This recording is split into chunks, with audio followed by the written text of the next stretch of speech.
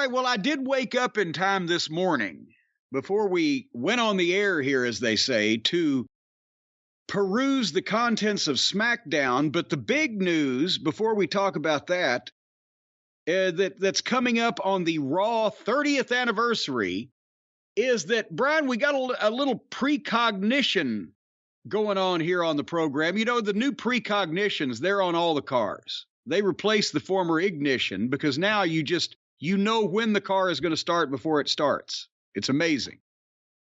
But the precognition that we had about Vince returning was the one thing you would see is a bunch of stars coming back to get these ratings up and get these numbers up for what is apparently going to be a concerted effort to sell this white elephant before people figure out what's wrong.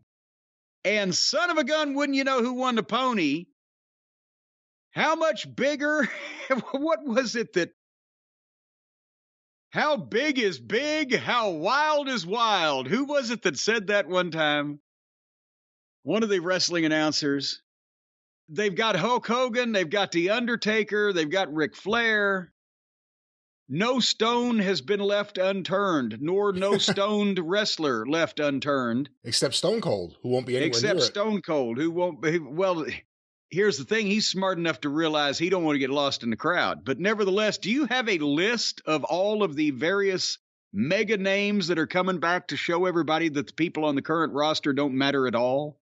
Well, WWE put a graphic up last night during SmackDown showing all the WWE legends that have been announced so far for Raw is 30, 30th anniversary special. What was it a few years ago then? Remember we saw one where they treated all the legends like shit? The Big Show was there, was the last thing we saw him do. But it was all the same people that were here. And then when Randy Orton browbeat Mark Henry and he wheeled himself off on his wheelchair when he'd had foot surgery or whatever. Was that just a generic Legends night? That wasn't an anniversary? I don't remember now.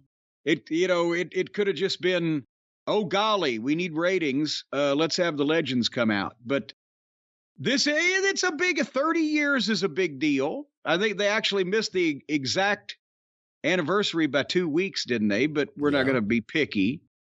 But so who is on that list? Well, let's go through some of the names you already mentioned. Nature Boy Ric Flair. Woo! First time on Raw in a very long time, I would think. And I wonder if is Becky Lynch on Raw or on SmackDown, or does it matter anymore? Will there be any tension? Could we hear about a backstage pull-apart between Ric Flair and Becky Lynch, perhaps? No, I think it would turn into Ric Flair versus Franklin Rollins. Ooh, Franklin might have to come in on that one. But then Charlotte might be the toughest one of all of them. Also here in this graphic, an older man in a leather jacket and his cross-eyed friend. It appears they're doing the X symbol with their hands. I'm assuming they're going to be DX on this night. Triple H and Shawn Michaels.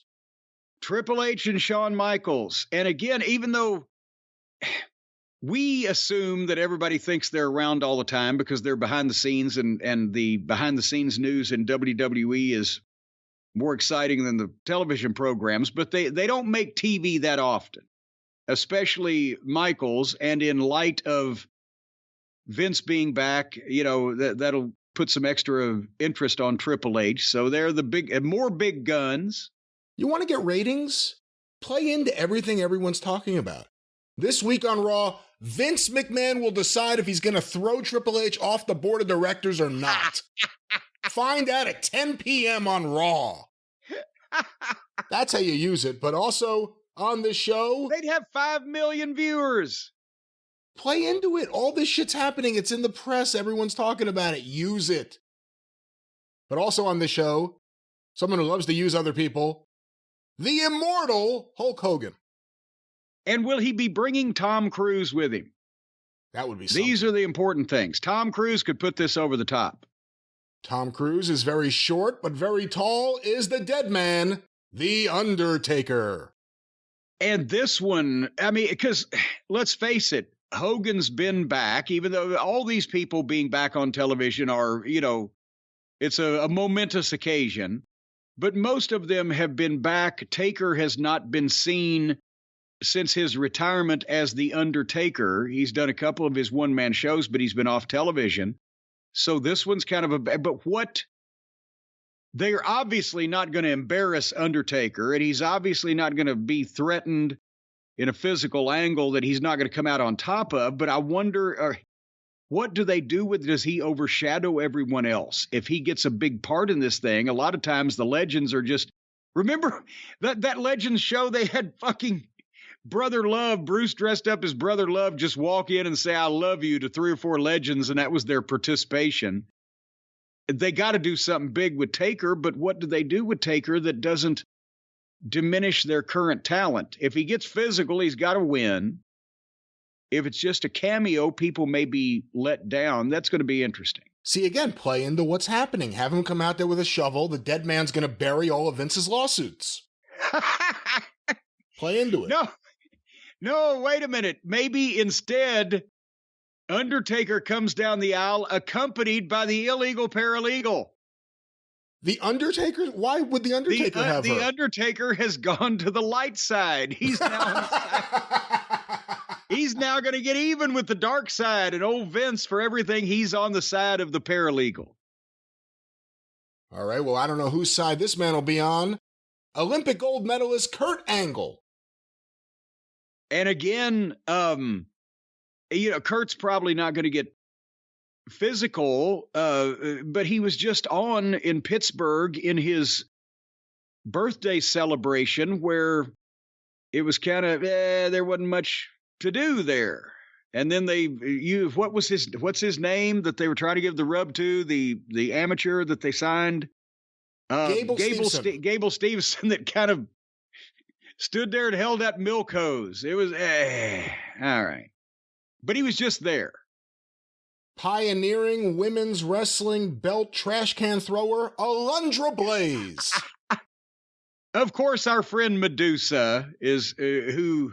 No, Alundra. They're not going to call her Medusa. You think she'll be Medusa on Raw? No, I'm saying that's who that is, even though they have to call her Alundra Blaze because that's who was on Raw 25 years ago or whatever. But she has not been, she was in did the Hall of Fame thing a few years ago, but she hasn't been a regular on their television. So there's a name they haven't, beaten into powder over the past few years. The next man on this list, a former general manager, but I like to think of him as one of the more underrated managers of his era, Theodore Arlong. Theodore. It's always good to see Theodore. And he can do a variety of things, so that'll be interesting. Making a return just so he could say damn once on camera, Ron Simmons. And again, Ron's been a big part of Raw, and that's going to be, they're going to work the damn spot somewhere. And something with him and JBL. And something with him and JBL. He's been back, so it's not a, momentous return after many, many years, but he definitely belongs on a Legends list. A big return, walking 20 feet from Gorilla to the front, the Road Dogg, Jesse James. Well, as you mentioned, coming a long way to the taping. Those aisles have gotten longer since they have the big setup and everything. But yeah, so they're obviously a DX reunion would be incomplete without the Road Diggity Dog. Someone who I think people are usually happy to see and who I think actually appreciates these kind of things more than the other wrestlers sometimes. The 1-2-3 Kid, Sean Waltman. Or X-Pac, I guess I should say also. X-Pac. And there you've got the DX reunion. So that's a perfect fit. And they'll get a chance to do all the things that they do. Well, I don't know. Now we're getting to the point, you've mentioned a lot of names. Are they going to have any matches on this show? Are they going to have any representation of the modern stooges that pass for superstars these days? Or it might get better ratings if they just parade everybody that you've listed out and let them do a 5-minute interview. I don't know if they'll have enough time, because if this man gets a mic, it'll be 5 minutes of plugging the company whose shirt he'll probably be wearing, Diamond Dallas Page. Bang! Yes, Page will probably, he'll do the MMA thing. He'll have all of his sponsors on whatever outfit, so even if he doesn't get a chance to do a promo, he'll make sure to get everything plugged. Every one of his sponsors is his own yoga company, which he keeps changing the name of every few years. It's not yoga. You know, Jim, we've talked about Hulk Hogan and the potential that he may join Scientology. What happens to this man, Jimmy Hart? Ooh, Jimbo. Handsome Jimbo from Mempho. I will enjoy seeing Jimmy again. You know, he's going to be, I believe, 80 this year. That's incredible. Can you believe? And has looked the same for the past 45 years. So I'll be happy to see Jimmy. But yeah, if Tom Cruise gets a hold of Hogan, I'm afraid that Jimmy's days as Hogan's manager may be numbered. I wonder how Tom Cruise would look with a megaphone. Well, maybe this next man could use some of Jimmy Hart's help once again. Someone who I just saw posted he had his first match of 2023, Jerry the King Lawler.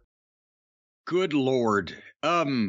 That would mean that Jerry has been wrestling now. His first match was in November of 1970. So he's been wrestling for 52 years and 3 months. And again, Lawler is almost synonymous with Raw, especially when people actually watched it. So, you know, there you go. But he's been around again a number of times. So I don't know if people are going to lose their shit, but he belongs there. Also making his return, a man who, whenever you see him interviewed, and you're a kid who watched wrestling in the 90s, you think, I never knew this was the nicest man on the planet. The Godfather. And well, now, can he have any hoes? Or now is this going to be he's gone out to one of these halfway houses and he's trying to mentor young women to pursue a career in internet technology. See, again, play into what's happening in the press. The Godfather starts coming out with women and he gets stopped on the entranceway. And all of a sudden someone comes out there and says, we just heard from our founder and chairman, and he has a problem with the way you are using these women, and he won't allow it on his show. Unless you sign this NDA, and then the girls sign the NDA, and then they go on down the ramp. And it's Raw 30. Bring back Clarence Mason. Have him hand out the legal documents. There you go. There you go. Well, finally, to round out this list of legends, former WWE World Tag Team Champions Ted DiBiase and Irwin R. Schyster, Money Inc. And of course, Irwin R. Schyster, better known to many of us as Mike Rotunda, who is related in the various ways to the Wyatt family of whatever. Who the fuck is in the Wyatt family now? All of the, I guess that means that Mike Rotunda is the grandfather of a bunch of animal puppets. Well, that's the legends list so far. You never know who will be just randomly showing up for Raw is 30. And again, what I'm worried about in some cases, a lot of those are just going to be throwaways and nobody's going to get a chance to speak or do anything because that's 20-something people you've just listed there, as well as try to do the regular program. But we'll see what they've got to have the top names, especially, like I said, Taker, and Hogan's not just going to come in and look like a flunky. So there's going to have to be some meat to a few of the segments with the legends. Would you not assume? You got to think there'll be meat to something with The Undertaker, Hogan, DX, probably Flair. And then I think they'll just kind of be throwaway backstage segments, more than likely with Ron Simmons and Dallas Page and Jimmy Hart and everyone else. Well, we will find out. We'll be there for it. But in the meantime, and in between time, we'll be watching it. We will not be there. Well, we'll be there with it in spirit. We'll be watching it and we'll be covering it. We just won't be appearing on it because it's not happening in my fucking TV room. What about have they booked Raw in your house yet? They have not booked Raw in my house. No. Boy, some of the early Raws they did, your house is bigger than those buildings. I was at the very first Raw. And, well, that was one of the nice ones. Remember, my first Raw was that fucking tin shed in Alexandria Bay, New York. It played kids hockey in it. Anyway,